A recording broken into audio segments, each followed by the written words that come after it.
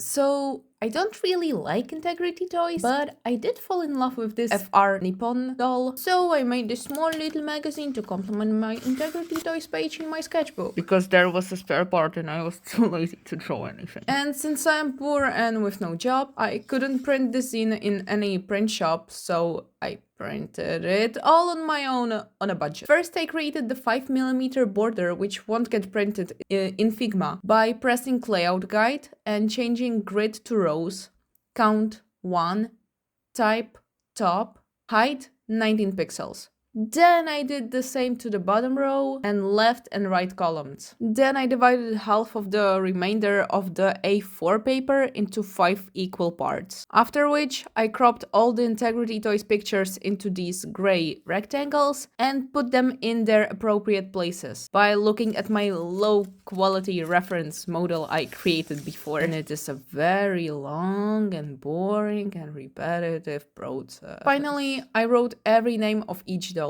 For that, I chose some pretty font and put every title on a black rectangle so you can actually see it on the white background. And I was also experimenting with the layout a little bit and had a little play with it. You know, graphic design is supposed to be fun! After that, I printed all the pages and cut and folded them.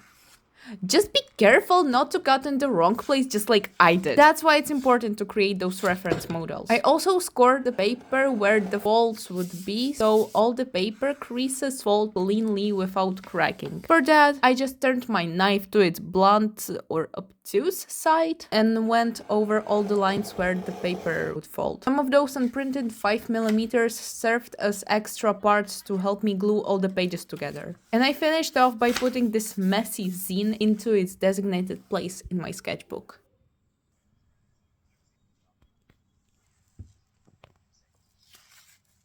Like and subscribe for more content.